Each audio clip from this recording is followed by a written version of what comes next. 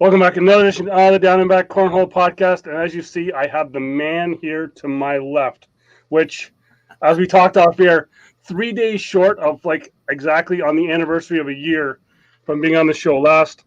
And John Clark, I will say his name right because you said I didn't say it right last time. Chris Meek is on the show. Chris, welcome back to the Down and Back. Thanks for having me, Doug. It's good to be back, man.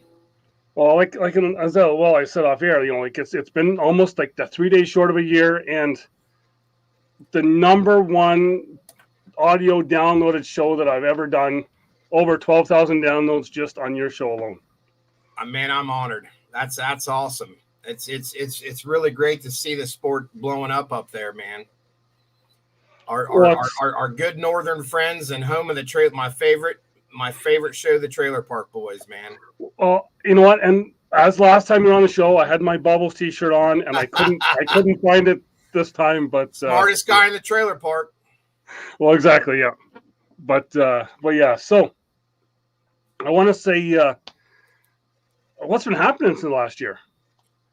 Oh man, a lot of bags made, a lot of fun had, and a lot of bags thrown. We've just been plugging right along. It's been good. I'm really excited about the direction of the sport and excited about our company. And I don't know, it's been a real blessing. This sport's really exploded in the past 3 or 4 years. Especially. It's just it's exciting to see how far it's come and excited to see where it's going to go. Really. Well, from what I'd seen down in Rock Hill, you had probably kind of intertwined with one of the most traveled guys, looked like the most party guy that had all the fun with all the people. This guy, Alien Phil, that you had down there with you, that was just popping up everywhere. He is everywhere. He's quite a character. I think he's trying to take over the brand, man. Those aliens, you got to watch them. They're a lot of fun, but they're that is one of the funnest marketing things we've done. I get tagged in all kinds of alien stuff, and I'm sure that my search history probably has me on some kind of a weird alien abduction follower. The government probably thinks I'm hung up on aliens because I'm always looking for content and some fun stuff. So I'm guessing the new Roswell, New Mexico, will be in somewhere in Ohio. Oh yeah, I'm probably on some kind of list right now. I'm sure. So we joke around about it, but it is because of the new fill that you guys have put out. But it's and that seems to be taking off with your new bags. Yeah, it really changed our pro line. The fill game changes all the time, and that's a popular flat disc kind of fill. I didn't have it before and wasn't really concerned about it. And then I actually had a supply chain issue with my other stuff and was fortunate enough to hook up with a good supplier of it. And we were able to make the change, and it's been very successful. What I always find funny is we've got some new players coming into the game who they do the Goldilocks thing. They try out all the bags, and then they ask, is it okay for me to open up this bag to have this material with this fill from this other bag? And it's like, no, you can't do that there. But that's just how the game has kind of evolved. That it's people are wanting to try and wanting the bag makers yourself to mix everything else up. Oh, the fill is just as important as the materials. I mean, it's if you pick a bag up and it feels good, a lot of times you're going to throw it good, and how it reacts on the board's important. That's changed over the years. Everybody used to like the small round stuff where it felt, real soft. That was popular. From brand to brand, it definitely changes. And it's just like golf clubs now. I mean, you can find something you like and go with it. I mean, it's pretty amazing the variety of fill and fabrics out there. Well, exactly. I know last night I was sewing up at the JC compound up there, and Jamie Cowan and I think we were almost cursing all the bag makers because you guys got to stop putting physics into your bags with making them do the stuff that we do not want them to do. I have no idea how these guys are doing this stuff with these bags now. I'm from the corn bag age when you just we went from trying to average a 7 or an 8 to now, if you don't throw an 11 and a half, you're getting killed. I mean, you see guys all the time throwing, averaging, over 10 and losing. I don't even know how that's possible, but it happens all the time. Mm-hmm. But I just find it, the big fascinating thing is just the different materials, but then you get the different fill will make a bag do. It does. Different things. It definitely does. On our bags that have carpet on them, we use a completely different fill. You want it to have more action, to be able to bounce and roll and flop and whatever else crazy these guys are doing. That flat disc it really settled our bags down. They don't bounce as much. You can really predict how they're going to react. But you put that in a carpet bag, and then you're going to lose all the characteristics you're looking for in a carpet bag. So it's really come a long way, man. There's new stuff all the time, and you see these players. They're really innovating on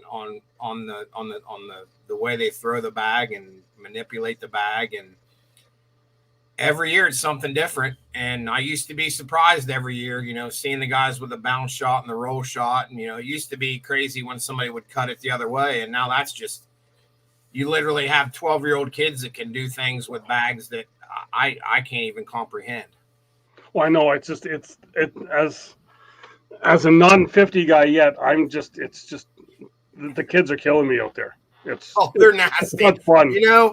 And you hear these people, they're whining, complaining like, oh, that's all they got to do is play. And you got the kids that are 16 to 24 years old. When I was that age, if cornhole would have been around, I'd be doing the same thing. Okay. And everybody that complains about it would be doing the same thing. I mean, we used to play Bond on Nintendo 64, missing classes at Ohio University. That was what we did. If there was cornhole, I probably never would have graduated. I would be out doing the same things they're doing. Looks like a lot of fun. Well, exactly. And really, you can say that's what they're doing all the time, but then you get people that are, just to go on another topic, you get people saying, oh, we got to have more family time. What better thing for family time is just playing cornhole? Oh, man. Yeah. That's the best part about this is everybody can play. Grandma to, her grandson to granddaughter to, I mean, it's wild. It's such an inclusive sport, and there's such a low barrier to entry. You start off with golf, and a year in, you probably have $3,000 worth of clubs. In cornhole, you can buy a pro set of boards and a pro set of bags. You may be $400, $500, $600, but you have exactly what they're playing with on TV, and that barrier to entry is very low. We growing up, we were water skiers, and you'd have to have a lake, and now the boats are $150,000. I mean, not everybody can do that. It seems like everybody can. You need a backyard and a set of boards and some bags, and you're ready to go. Well, exactly, yeah, and I think that's, and as we probably talked about before, I think that's the greatest thing about this sport is that it can be, they talk about soccer being able to be played anywhere. Cornhole's the ultimate game to be able to play anywhere, unless you get the people that complain that the boards are on a little bit of a hill.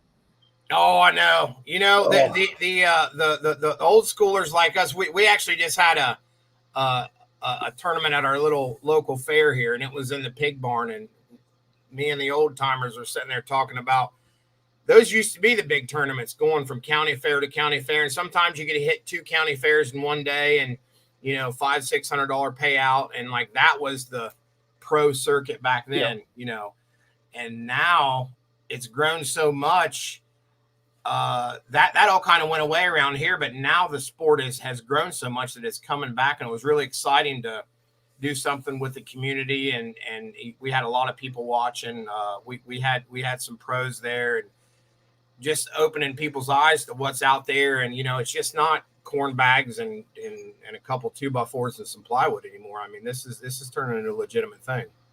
Well, yeah, and it's just and you talk about you go and get about like $500-$600 to be able to get into the sport, but then you get addicted, and then you buy like the second, third, fourth 20th set of bags because you need one. This this bag game, I've said it before. It really reminds me, and I'm not a shoe collector, but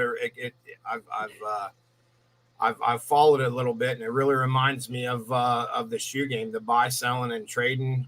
If there was one thing I never would have predicted, it would have been the secondary bag market. I never would have predicted that. And to listen to so many people complain about the secondary bag market is just, that's almost worse than just the secondary bag market itself. It's a monster all the way around, and probably a lot of I'm not really involved in it, but I definitely watch it from afar. And some of these numbers that 4 bags are bringing is it used to amaze me, but it's just another Tuesday. Somebody pays $300, $400, $500, $600 for a set of 4 bags. I mean, it's a free country, man. You do what you want with your money.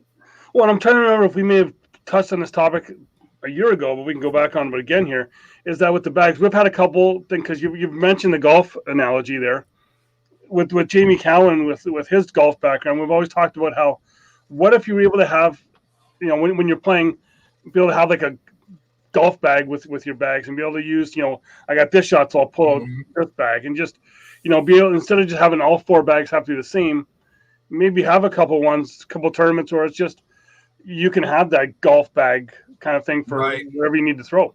The ACO did that years ago. They had the ACO 450s, and then they had a 550. So they actually sold 5 bags in the set. I don't know if you ever heard of that. No. It was. They did it for a year. The one bag was bigger than the others, and then it was supposed to be a blocker bag. It never really took off, but that was really the only time that it was implemented. But back then, everybody threw the same thing. It was suede and duck cloth, or suede and, or some kind of cotton-based material. But it really is like golf clubs now, because as the conditions change, instead of changing your throw, which we used to have to do, now you just change your bags. I'm not sure if they'll ever let people change in the middle of the game, but that would definitely be a dynamic that would be interesting.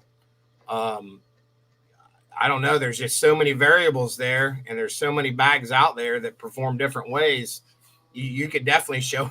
I mean, all these guys have 5, 10, 15, 20 sets of bags anyway, so they could probably utilize all of them. Who knows?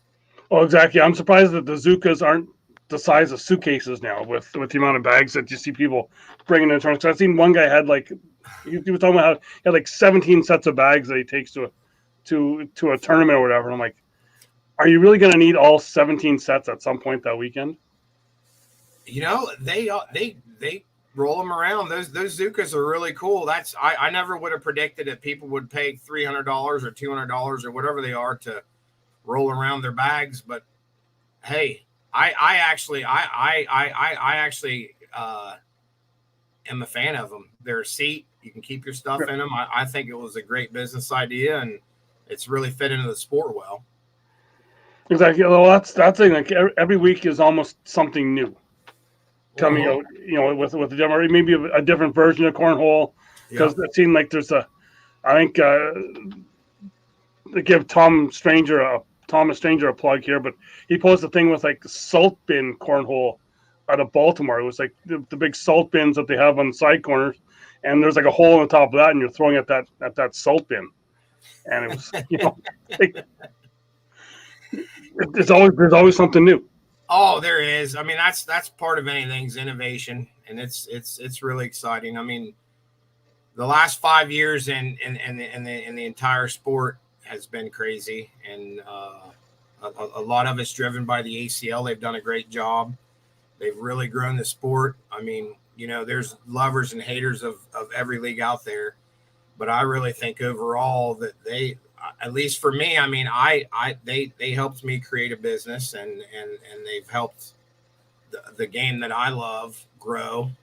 And I'm just for people throwing bags, man. The best people I've met in my life are people that throw bags, and most of my best friends are from throwing bags, and not even all of them throw bags anymore. And then we're still friends. It just really brings people from all different walks of life together. You have the game in common, and really it just attracts people that are good people. I truly believe that.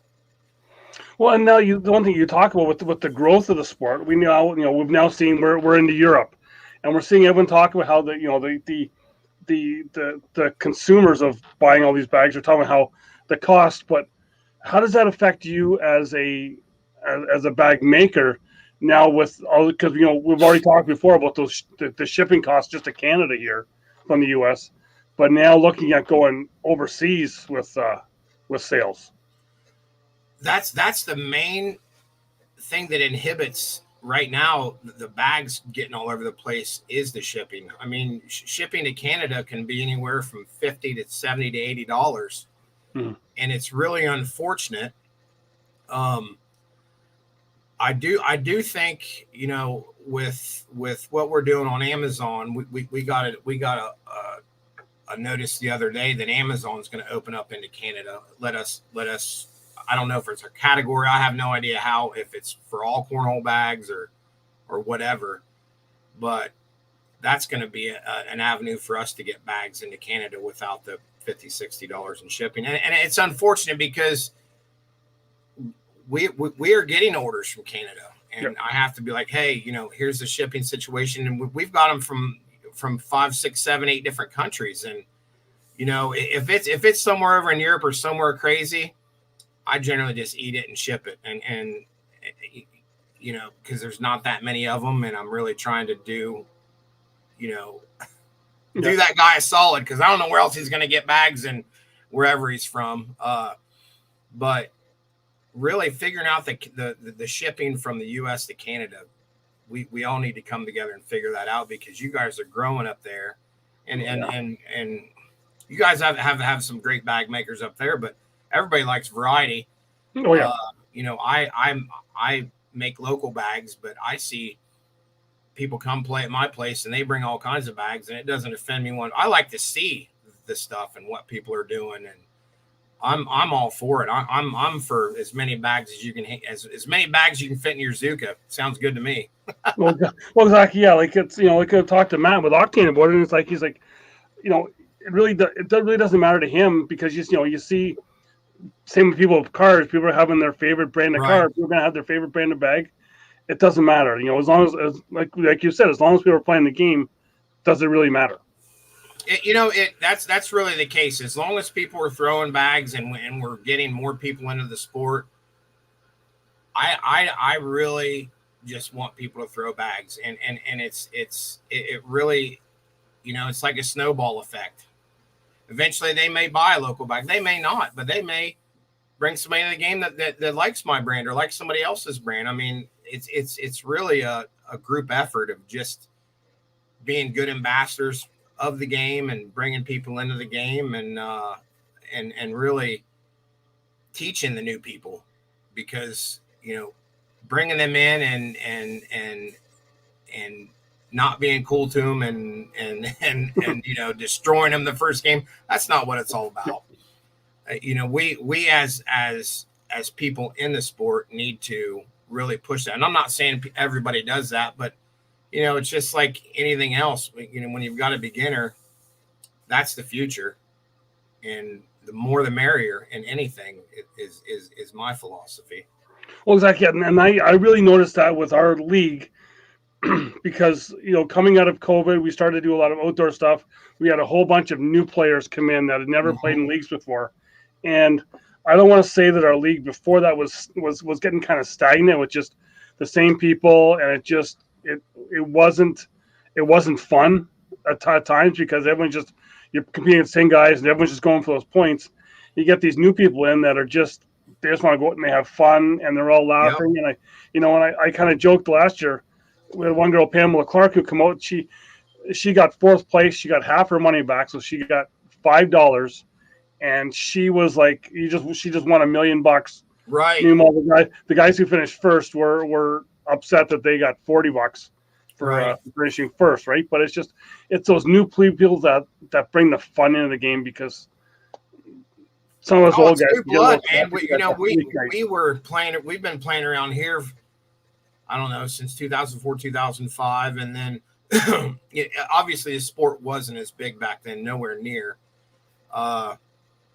but the talent kind of separated around here. Then you had people that played for real, and then you had people that kind of played, and the people that were new, and we got really stagnant because I'm kind of on the corner of West Virginia, Ohio, and Kentucky's not far away. We have more deer down here than people, so we're not in a big populated area, so we don't get, we have less opportunity to grow the game. When COVID hit and it hit TV, we went from blind draws at my place. If we'd have 25, 30 people, it would be like, wow, that was a good night. We're getting 50, 60, 70, and we're cutting it off at 60 right now because we just don't have the time in the room on a Friday or a Saturday night to do it. And it's people from the community, which is really cool, that didn't know about the game or didn't want to play before or thought it was, wasn't serious or whatever. But just to have those guys come out, and as they progressed and they start winning and getting better, you just see the joy in their eyes when they, like you said, when they place or when they hit an airmail and they get to come see, like Cody plays at our place, they get to come see the guy that's on TV. It's just such a cool experience. You can't go play basketball and be on the same court with Michael Jordan. That's something else about this sport that I think is invaluable, is you can show up to a former hay barn in Southeast Ohio and play with, you might see one of the best players in the world. You might see a couple of them. I mean, J-Doc comes down here. I mean, it's, you're not ever going to get to play in an NBA game or on the PGA Tour or in Major League Baseball, but this sport's inclusive all the way around. It's really unique, and I think that's really what's driving the growth, in my opinion. Well, yeah, and then I don't want to say that I'm good because I'm totally not, but I kind of had that as well too for myself, because I went right after we had our open up here. Moondog, we'll be talking about him soon here. He's coming down. Had his regional tournament, and he had on the open from ESPN, and there's people sitting around me kind of pointing, going like, "That's the guy that's on TV." Well, I was just talking, but it's but it's still just that thing where more people are seeing it, especially we've had it on TV a couple times up here now, but we've seen whenever we can get it on TV, we get that even more expansion because we just had a tournament in Peterborough that I went up to see Adam and the guys up there. And last year I was at that tournament. We had 35 people. This year there was 73 people at this tournament, right? And Moondog's got his first regional coming up here, and it's now 3 weeks away, and he's already sold out. Right. So it's it's getting to the point where now people are gonna have to be signing up like 2 months in advance to be able to get into tournaments, which I'm not sure that's a bad thing to have. No, the really the growth with our regionals down here, pre-COVID, we would get, I don't know, 20, 30 people. And if there's not 70 or 80 people, it's surprising. And just the number of people that I don't even know that are coming to our place to play. I mean, obviously we bring them in and, they're part of the group, but I have people show up every week that I've never seen before. And usually, in the past, the new guy comes, they're like, who's the new guy? Who's the new guy? Now there's like 10, 15 new guys and girls coming. And it doesn't surprise anybody. It's just really exciting to be able to share something you enjoy doing with new people and just seeing it explode. I mean, it's absolutely amazing. Well, I think it's people that see your place on social media, and I think it has become a destination for people that want to go and check, because I know it's a destination spot for me that I want to go down and check it out with you guys down there, because it does look like you guys just have fun down there. Oh, we do. We probably have one of the most fun blind draws, and even our regionals we keep it pretty light. There's serious play, and then there's kind of serious play, and that's kind of what we do. I mean, we want to have, we like competition. Don't get me wrong. Yeah. But you really just having the fellowship with other people around and seeing people once a month at a regional, and how's your kids? How's your mom? What's going on? Everybody all right? It's a family, man. It really is. Well, It's an extended family to me. I know up here I was trying to get the hashtag make league night fun again going, because it just, because it's, you need to have, in order to bring new people in, you need to have that fun, because if you're going, if new people are coming in and they're losing the 21-0, and Yep. you see all the people just kind of going like button heads and not having the fun, Mm-hmm. those people aren't coming back, and we've seen that those people don't come back. It is. Well, we always do an A/B blind draw at my place. We have quite a few players that are elite. They may not be pros, but I mean they've played with Cody. And we got Tom Bobo down here, who's been a former senior champ. We got a really wide variety of talent, and we do an A/B blind draw. Nobody has a problem with it.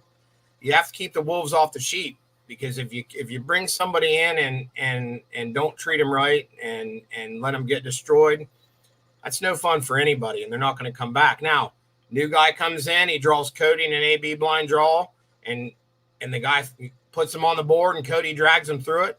That's one hell of a night for that guy. He got to play with a pro. He got to win at a place where it's not that easy to win, and it's just exciting. I enjoy seeing people succeed and fall in love with the game as much as I do winning. I mean, it's a win for everybody, because they're going to be back. Mm-hmm. Yeah, no, our league nights. I always say it's the race to be with the podcast guy, because we're always that. If we have the 42 people out or we have 50 people out, it's that race for that 50th spot.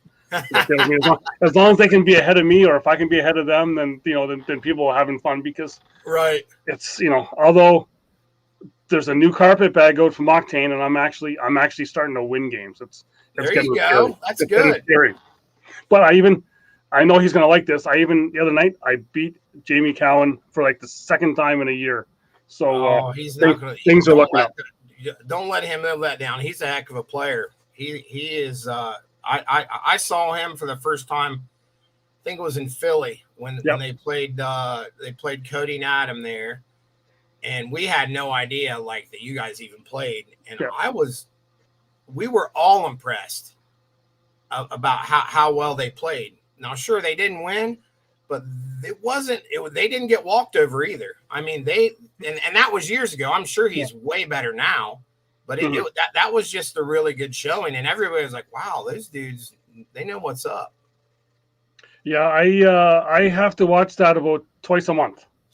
Jamie will have that on, just playing in the shop. He likes to watch that. So you know what's funny is we had the best joke. We had the Trailer Park Boys joke, and we thought it'd go viral when Adam said "worst case Ontario," how Ricky does, and nobody even picked up on it. We planned that out hours ahead.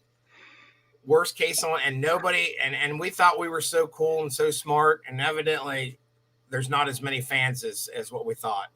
Well, now I will watch for that when I get four. Well, now Jamie's got two videos, because he's got the Open from Niagara here, but it's his head has swelled a little bit, because even Stacey Moore has called him the HHR, the human highlight reel, because every time he's on ESPN, he makes the shot of the night. So he's good, man. He's really good.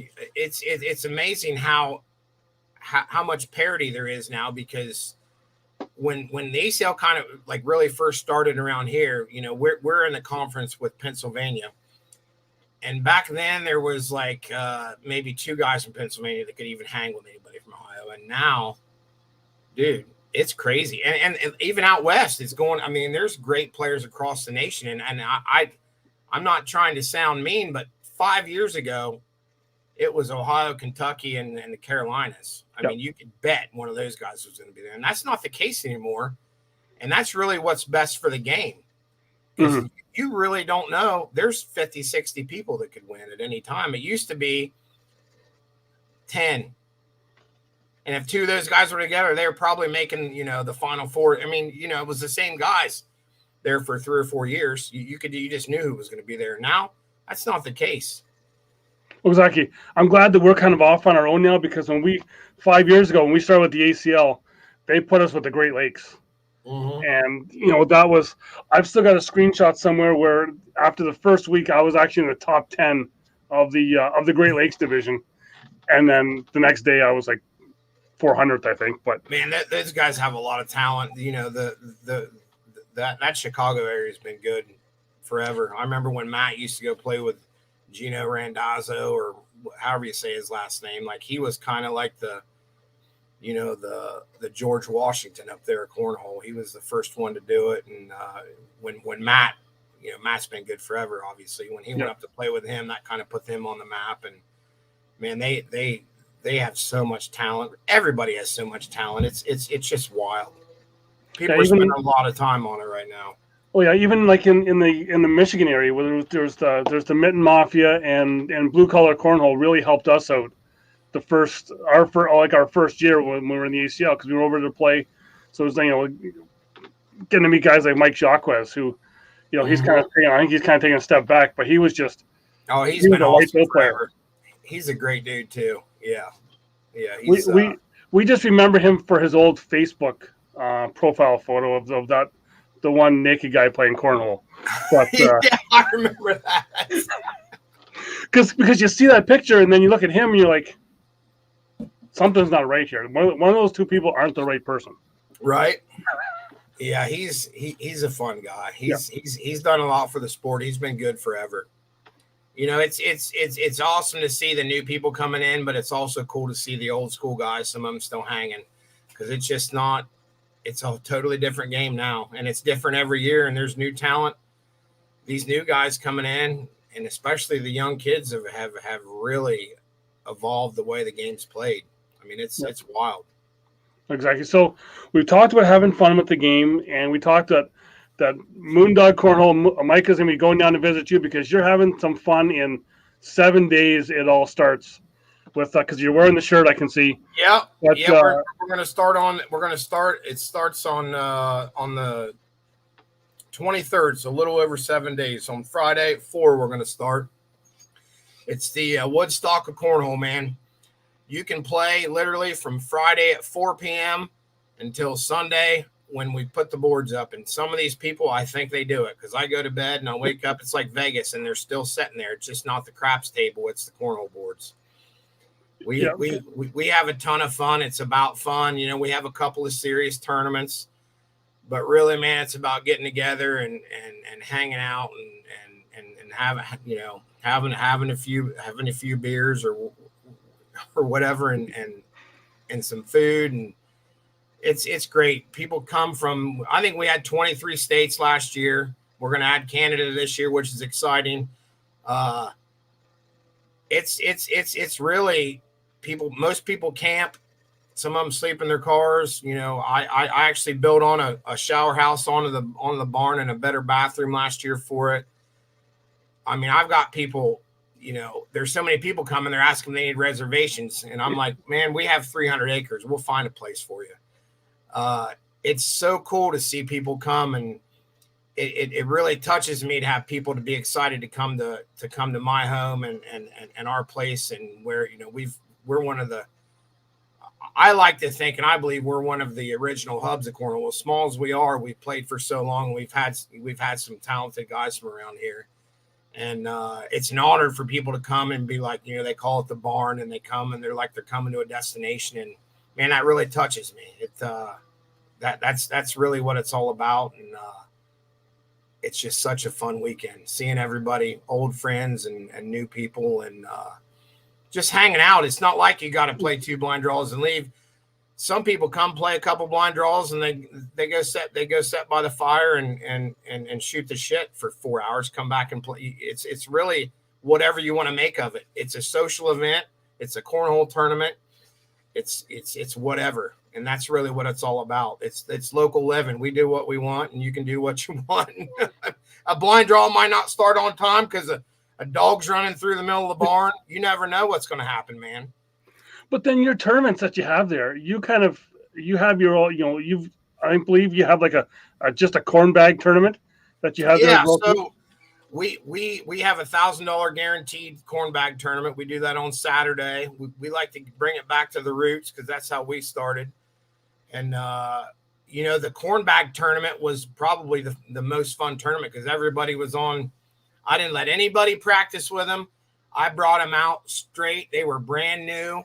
And you know what? Not one person complained. And you heard more hooting and hollering and laughing and people giving people crap because it's like Back to the Future, man. You go back to that, and especially on these new boards, they're really fast on the new boards. The old boards needed that dust to get over the painted plywood. We still play on the good boards, so it can be pretty quick. I know when I camp, I've got a couple sets of corn bags I got from Jamie Cowan, and I'll throw them out every once in a while when we're camping. Once after a few of the beverages come out, and then I get cursed at a lot for bringing them because no one can keep them on, and it's fun because they don't know it until you get that big poof of corn dust that flies off them. Oh, that's just part of it. Just the smell takes me back. All that corn dust smell, it just takes me back to, playing in the county fairs, and they just swept the pig poop off the ground, and the pig show was over, and here comes the cornhole tournament, man. That was so fun back then. And there's sometimes you just got to go back to your roots, and I personally think everybody needs to throw a corn bag every now and then just to be reminded of how nice they have it now, because it wasn't always that nice. Well, no, it's and it's just the canvas bags. There's no duals, no suede side, right. No duck cloth.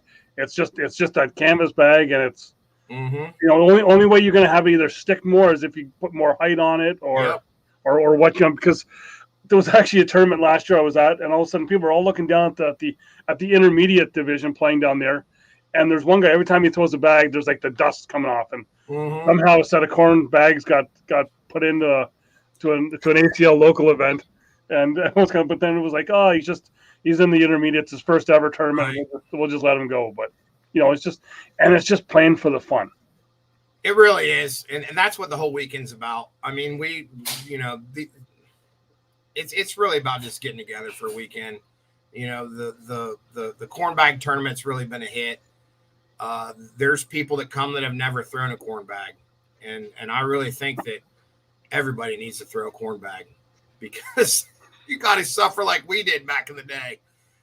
The wet corn bags, we had wet corn bags and ones that were more broken in than others, and they were just junk. But, well, I know one guy who needs to throw corn bags because that's probably all he can throw is another guy who's going to be showing up there because we're going to be able to hear him up here in Canada would be the voice. Oh, I know. I'm excited to see. It's going to be a wild weekend, man. We are going to have it. We're going to have a great time. I'm excited to see him. I talk to him quite often. He's a great dude. He is really good for the sport. He has good intentions on everything. He's definitely a personality. I really enjoy him.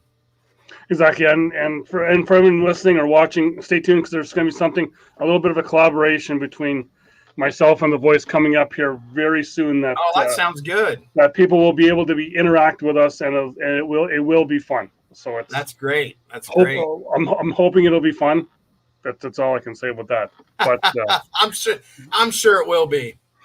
Because I got to see him for the first time in person up here in Niagara, and just that voice. Well, he called the game that I threw against Trey. That I let Trey use my good bags, and that was my downfall. But just listen to him because the whole place knew just what was going on whenever he talked. So that's the fun. Again, I keep talking about it. We keep bringing it back. That's the fun part of it because it's if you're not having fun, why are you playing? Oh, that's what it's about. I mean, that's the roots of the game. The pro stuff is awesome. It's done so much for the sport, but it's about fun. It's about a little bit of competition, a couple beers, having fun, seeing your buddies. I mean, that's really what it's about. Well, and that's and just kind of a little bit of my soapbox is I would like to see the ACL. I know it's wouldn't be proper or anything, but take the local points out of a league night. Maybe just have a local tournament. I think league nights would be so much to be more fun if we took any points, ACL points, and just have your regular league points in there for that there, because you get all the people coming in because they can maybe think, oh, this league's going to be a little easier for me to get some points at, and then they just destroy all the new players, and it's gone, because I've seen that happen with leagues here where they start with like 30 players and all of a sudden they're down to like 10, and then the league is done because you get a couple top players come in and just win every week and blow everyone out of the water. So I think if we could take some of the local ACL points out of just league nights, I think that would really help grow the game with some of the local leagues. Oh, I agree. We our blind draws. We don't play for points. We just play. I'm not real up on all the ACL rules and regulations and all that. I really, the most serious we get is our regionals, and those are, on a scale of 1 to 10, they're probably a 7 serious. I mean, there's a few guys there playing, for playing their heart out, but we just really want to have fun. That's how we build our crowd, and that's kind of been our brand. And I don't know. I don't ever see it changing with us. Mm-hmm. So just before we finish off here, I just got to talk about the people that are going across the bottom here. If you can't throw your local bags, you want to throw Octane bags, you can just go to octanecornhole.com. Discount code CornDog will get you 10% off of those bags. Then if you need boards, you go to Jamie Cowan. He doesn't have, after 3 years, he still doesn't have a discount code. I'm not sure what his issue is. Could be the work on him, man. I mean, he needs a discount code. It could be the ciders. I don't know. That's what it could be. But he's got to pay for the ciders. Exactly. Yeah. So head to jccornhole.com. He will do any of your custom boards you want to do. Then as you see going across down there, sierrahome.com. If you're in Alberta and you need your home inspected, go check out Darren. Because as I say always, while you're getting your home inspected, you're also doing some good, because a portion of what you pay will go to a children's cancer hospice in the Edmonton area, which I think is just a fantastic thing he does, because it had touched our family. Then, if you're in Canada and you want local bags, csccornhole.com is where you get your local bags in Canada. Ships from Canada the next day. I believe there's still some left in the shop. I know I was up there the other day. I'm not sure if he's got his other new shipment in, but I know you can get your local bags there, as well as any other of the ACL approved bags at csccornhole.com. So, Chris, before we end it here, what's in store for a local coming up this season? Good Lord willing, a lot of fun and a lot of bags sold. I mean, I'm pretty excited about it. We are just plugging right along. Really excited about the new resin. It's been selling really well. We've been partnering with a bunch of leagues, and we're still looking for leagues to sponsor. That's an opportunity for the league to make money off of our stuff and spend the money any way they deem fit. It helps us get our brand out there and our new fill out there. We piloted it with 4 or 5 leagues kind of close to us for about 6 months. It's been really successful.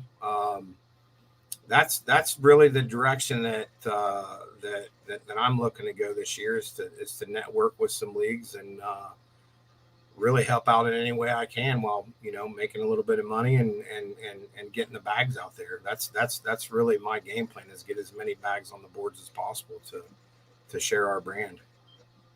Like, I think the local bags are probably one of my second favorite bags to throw, just because there's a couple of your bags, the names are just because of my brain being a goalie, the names are gone, but just some of the fill in there is just you hold them in your hand and you're just holding that pillow, and it's just that there's a couple of those fuller bags that I like to throw. So local bags get thrown up at the compound when I can get my hands on them. So it's I appreciate that. Yeah, it's fun, and you helping out a great guy, and let's not wait a year for you to come back on. Let's do Oh it. man, I appreciate everything you do, man. You know, this podcast thing's great. It's great for the sport. I listen to all of them.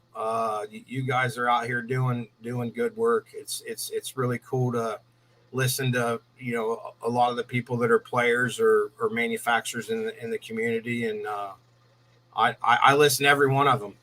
I'm addicted, and I think there's a lot of people like me out there. It's just interesting.